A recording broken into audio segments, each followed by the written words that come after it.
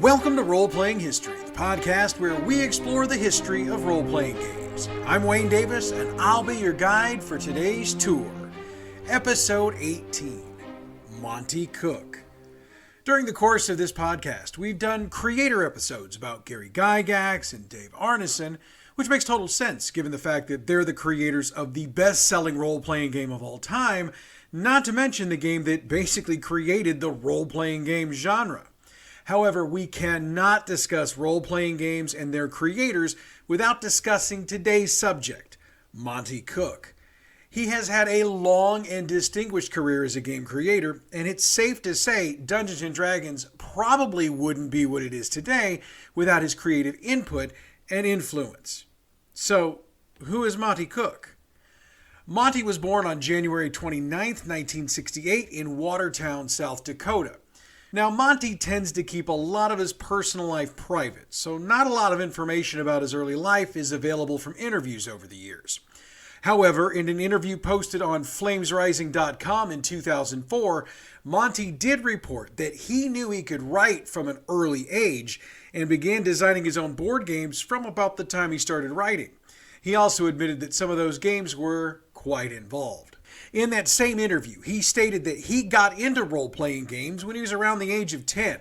Ironically enough, he heard about role-playing games in Sunday school, and he began his journey into role-playing games by playing with some of the folks from there. From that point, he picked up D&D books, but he added that he also played Villains and Vigilantes, Gamma World, Aftermath, Lords of Creation, and then later on Rolemaster, Call of Cthulhu, and a whole lot more games. Needless to say, Monte's love of games wasn't limited to genre, and his creativity, as he himself reported, started at an early age.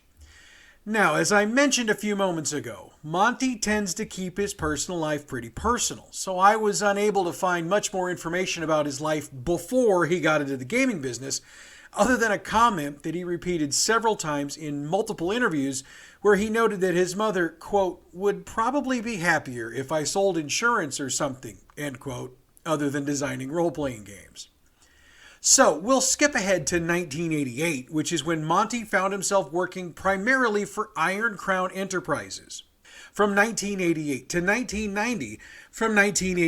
1990, Monte worked as a freelancer, providing editing and writing for the Rolemaster and Champions lines of games. Now, we haven't covered Rolemaster on this podcast yet, so here's a brief description of the game. Rolemaster is a percentile dice system that utilizes both professions, which are classes in other games, and levels to help fill out character capabilities and advancement. It's a medieval-style game with all the roles being handled with percentile dice. Monte was working on Rolemaster during the second edition of the game, which had been published in 1984. He worked on a number of supplements Iron Crown published for that system. Now, we covered Champions during the game timeline, and Monte would have been working on supplements for the third edition, which came out in 1984, as well as the fourth edition, which dropped in 1989. For a period of time, Monte was the editor in charge of the Campaign Classics line of books for the Hero System and Rolemaster games. Monte went full-time at Iron Crown in 1990, becoming a full-time designer for the company. During that period, he created the game Dark Space, which dropped in 1990. Dark Space is a game that combines science fiction, fantasy, and horror, and was one of the first role-playing games to use this combination of games. 20 different worlds were detailed in the gamebook, as well as the society that basically bound them all together. The game also included religions, governments, and organizations that operated throughout the game worlds and had races and beasts unique to the Dark Space setting. Now, Dark Space wasn't a top-selling game, but Monte's creativity was noticed by nearly everyone who reviewed the game. As you might have figured out from the way I just described it, Dark Space got only the one release, and it is no longer in print. Shortly after the release of Dark Space, Monte took over as the line editor for the Hero System and continued working on that system until he left Iron Crown in 1992. Monty headed for TSR in 1992. Now, he started there as a freelancer, where he, in his own words, quote, wrote a whole slew of stuff for the old Marvel game that never came out because the game got canceled, end quote. However, by 1994, Monty's luck would change. That year, he came to TSR full-time as a game designer. Some of his credits include D&D modules like Labyrinth of Madness in 1995 and A Paladin in Hell in 1998. He was also one of the chief creative suppliers for the Planescape line, producing dozens of supplements for that setting, including the Planewalker's Handbook in 1996 and Dead Gods in 1998. Monty also had the opportunity to design an entire game while at TSR. That game, Dark Matter, dropped in 1999. Now, I should note that by 1999, Wizards of the Coast had purchased TSR, so Monty technically worked for Wizards, but let's not get hung up on technicalities here, okay? Dark Matter, which Monty designed along with Wolfgang Bauer, is a science fiction conspiracy theory game and was designed for the Alternity role-playing system. Now, we'll discuss Alternity further in another episode. Dark Matter, on the other hand, is something we need to take a brief look at now. In Dark Matter, the Hoffman Institute is an organization that investigates strange creatures and phenomena. Basically, in this game, every strange or supernatural story ever widely told is true. The difference is that secret organizations have spread lies and conspiracies to cover up the facts, thereby hiding the truth from the average person. Players in this game take on the role of a member of the organization and investigate the mysteries that come up. Monty also wrote a novel for this setting, which was the fourth of 5 published. His title was Of Aged Angels, which was published in the early 2000s. Dark Matter saw much of its material incorporated into the D20 modern role-playing game when it was later released. The game won an Origins Award for Best Graphic Presentation of a Role-Playing Game of 1999. Shortly after the Wizards' acquisition of TSR, Monty was promoted to Senior Designer, and he was placed on the team working on D&D's 3rd edition. Now, we'll break 3rd edition down in detail in another show, but we've discussed the basics of it before. And just as a reminder, D&D 3rd edition was literally a game changer. Monty worked along with Jonathan Tweet and Skip Williams to develop the 3 core books for 3rd edition. Once they'd done that, each designer wrote one of the books based on what the group had come up with. Monty gets credit for writing the Dungeon Master's Guide, and he's admitted in numerous interviews since then that he is very proud of the work he did on it. According to multiple sources, including Monte Cook himself, Gary Gygax provided the design team with feedback on the Dungeon Master's Guide, noting that the material would, quote, help him become a better DM, end quote. Monty admitted that, quote, that was really cool and satisfying in a completion of the circle sort of way, end quote. Monty also worked on Return to the Temple of Elemental Evil, which was published in 2001, and the D20 version of Call of Cthulhu, published in February 2002. In an interview he did in 2000, Monty said of his involvement with Wizards and D&D, quote, it's a great time to be working here because every product is big, important, and innovative, end quote. However, Monty's time working with Wizards of the Coast wouldn't last as he left the company in 2001. He didn't stop creating gaming product, though. In 2001, his book, Beyond the Veil, was published for Atlas Games' Penumbra D20 system. It was one of the later books in that particular series and one of the better reviewed books in the line. Monty's next step? Start his own company. In 2001, he started Malhavik Press, which began life as an imprint of White Wolf's Sword and Sorcery Studios, which we mentioned a couple of weeks ago here on the podcast. The first release for the imprint was 2001's D20 system book, The Book of Eldritch Might. Besides being another gem of Monty's creative output, the Book of Eldritch Might was the first commercial book that was published exclusively as a PDF that was released by a print publisher. For the record, this wouldn't be the last book that was done this way. I mentioned that the Book of Eldritch Might was another gem of Monty's, and that's not an exaggeration. It was a hit out of the gate and has been widely credited with demonstrating the viability of the PDF format of publishing within the role-playing industry.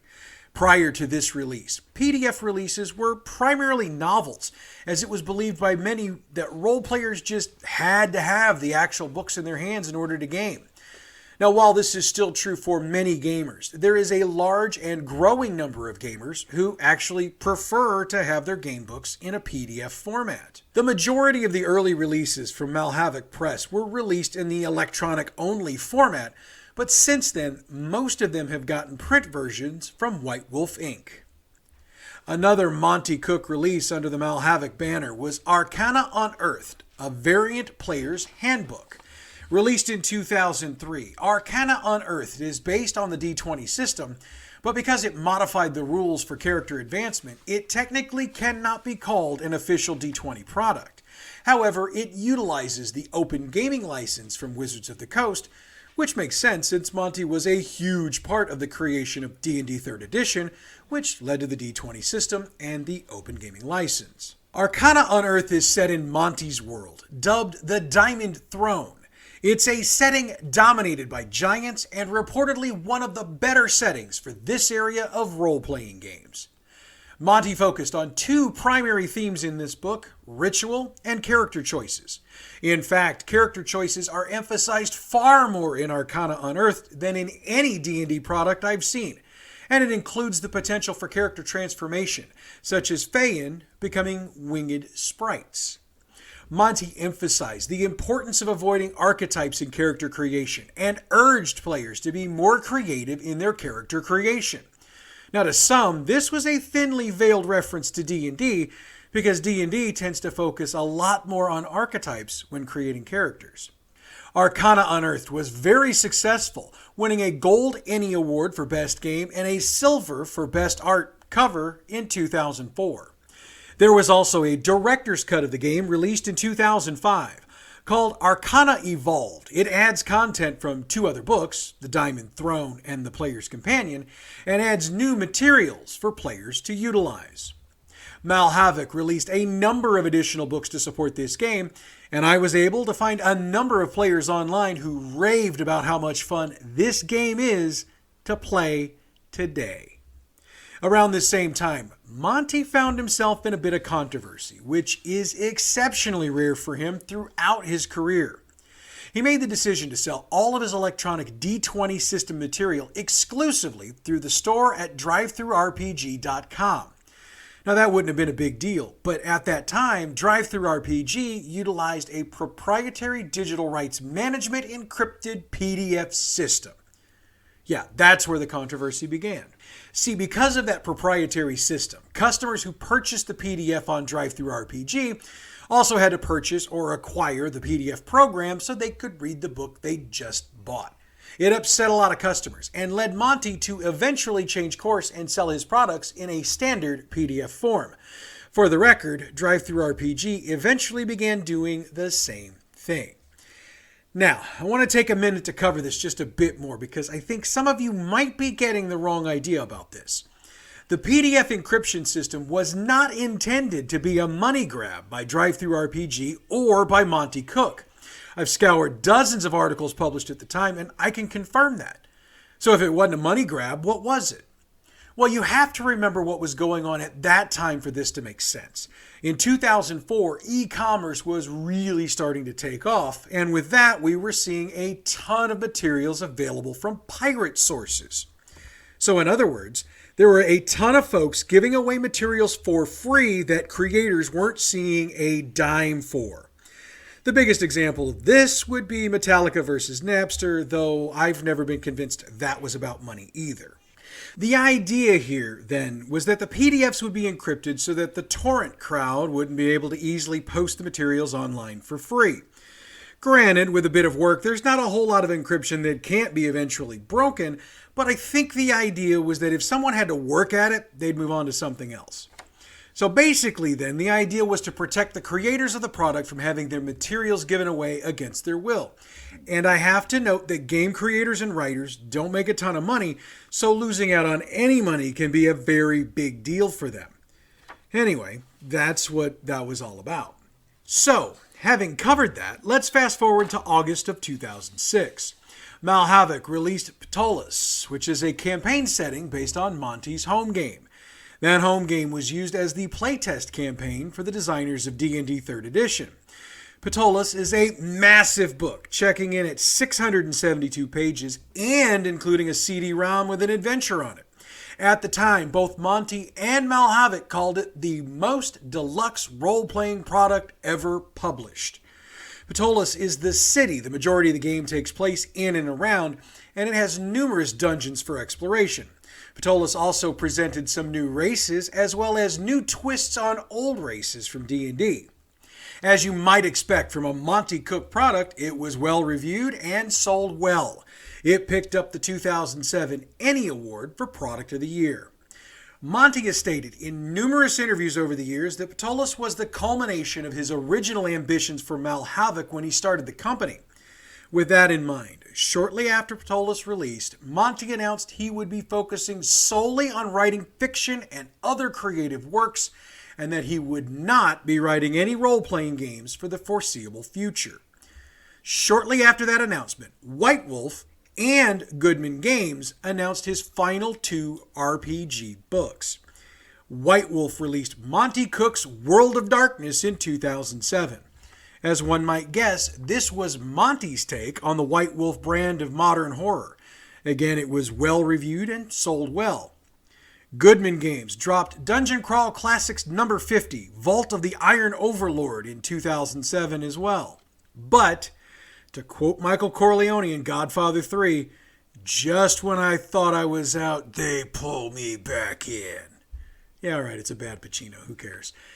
See, at the time, Monty was publishing a live journal online. Thanks to fans demanding more material from Monty on the live journal, as well as copious postings on the Malhavoc message boards, Monty released the Book of Experimental Might in early 2008. Due to its success, he dropped one more book, the Book of Experimental Might 2, Bloody, Bold, and Resolute, shortly thereafter. Then, Monty took his break from role-playing games. We'll talk a little bit about his fiction writing in a bit, but for now, let's stay with role-playing games and skip forward to 2011. Monty returned to role-playing game creation as well as Wizards of the Coast in 2011. On September 20th, 2011, it was announced that Monty would be taking over Mike Merle's Legends and Lore column on the Wizards website. In January of 2012, it was announced that Monty would be the lead designer for D&D 5th Edition. However, he wouldn't see the project through to completion as he left Wizards in April of 2012. At the time, Monty reported that his departure was due to, quote, differences of opinion with the company, end quote, but, quote, not with my fellow designers, end quote. It should be noted that D&D 5th Edition has Monty's fingerprints all over it, if you know where to look. And I will show you where to look when we break down that edition of the game in another episode. Monty decided he was back in the business of designing role-playing games, though, and quickly moved to form his own company again. He teamed up with Shanna Germain to found Monte Cook Games LLC in 2012. The first game released by this new partnership was Numenera. It was funded by a Kickstarter campaign that raised over $500,000. By the way, its goal was $20,000. Playtesting was announced on October 30th, 2012, and the game dropped on August 14th, 2013. Numenera is a science fantasy game set in the far distant future. The setting is called the Ninth World, since 8 civilizations have risen and fallen prior to the current era. What makes character creation way different from other games is that the idea behind creating a character is filling in the blanks in the following statement. I am a blank who blanks. Blank 1 is the character's descriptor, which describes the character's strongest characteristic. Blank 2 is the character's type, which is either a glaive or warrior type. a nano or tech type, or a jack or jack of all trades. Blank 3 is the character's focus, or what the character is either most known for or their special talent. You've also got the fact that there's technology left over from previous civilizations, which can be interesting considering the base tech level for this game is medieval. Numenera has been widely successful and popular and has won the 2014 Origins Award for Best New Role-Playing Game. The Strange is another Kickstarter-backed game which was released in August of 2014. The Strange is another science fantasy game, though this one is set on a modern-day Earth. The system allows and encourages GMs to take their stories through different recursions, which are worlds based on literary creations. The Strange uses the same system for creation as Numenera does, and while it hasn't been quite as successful, its popularity means it's still being played by a good number of people. Oh, and since I mentioned Kickstarter numbers for Numenera, let's look at the numbers for The Strange. The Strange raised about $419,000 from about 2,800 backers. So, yet another wildly successful campaign for Monty. The Cipher System rulebook is an explanation and expansion of the Cipher System, which is what Monty is calling the system utilized for both the Numenera and the Strange. This book is intended to teach GMs how to use that system and provides additional information for the classes, skills, and other important items for GMs to drop into their own campaigns, regardless of the genre. The Cipher System rulebook was originally published in 2014 and has since gotten a second edition. No Thank You Evil is a storytelling adventure game literally created for play by the entire family. The rules are written so that they can be scaled up or down depending on the ages of the players. It uses a modified form of the Cipher System for character creation and allows for simplified play rules as well. The entire idea of this game is that it allows for an entire family to enjoy the role-playing experience together, with games that are more fun and fantasy and less hack and slash. By the way, if you're interested in trying this game, it has its very own website, nothankyouevil.com. Much like the other games from Monte Cook Games, this one was also Kickstarter funded, raising $100,000 to fund its production and was released in the fall of 2015. Invisible Sun, another Kickstarter funded game utilizing the Cipher System, was released on September 20th, 2018. It's surreal fantasy, meaning that a lot of what you think you see, experience, and know in the game, you don't. What makes Invisible Sun different from other games is the massive amount of stuff available in its print version, known as the Black Cube. Hardcover books, cards, tiles, dice, maps. It is a literal ton of stuff. Now there's also a PDF version of the game available, but obviously it doesn't have all the other neat stuff with it. The Black Cube version of the game is sold really well. In fact, when I checked the Monte Cook Games website, it's showing a low inventory of the game at present, so good on them. I also checked some reviews of the game, and while some reviewers loved the amount of stuff in the game, others dogged the company for putting out so much stuff in one product. One thing none of them could argue about, though, was the quality of the game itself. Across the board, reviews of the game have been positive. Now, while nothing new has been announced on the Monte Cook game production front, he is still as active as he's ever been, appearing across the convention circuit, not only on panels, but also at the Monte Cook Games booth, chatting with fans and talking about gaming. So let's look at his career as an author. Monty is a graduate of the Clarion Science Fiction and Fantasy Writers Workshop, having graduated in 1999. He's published the novels The Glass Prison and Of Aged Angels, and he's also published novels for the lines of many of his role-playing games. In addition, he's published a ton of short stories, such as Born in Secrets, which was in Amazing Stories, The Rose Window, it was in Realms of Mystery, and A Narrowed Gaze, that was in Realms of the Arcane. He also has a continuing Call of Cthulhu fiction series called The Chandler Chronicles, available in Game Trade magazine. He has also written a non-fiction book, The Skeptic's Guide to Conspiracies. Monty has also lent his talents to writing dialogue for the MMORPG game Marvel Heroes. As you can see, Monte Cook has more than earned his reputation as one of the best game creators out there, and his legend only continues to grow. So with that, we come to the end of today's tour. Next week, we'll dig into the history of Dungeon Magazine and Dragon Magazine. That is a lot of history for one episode, so we should be having a whole lot of fun doing that. As always, I got to send a shout out to For the Loot Gaming.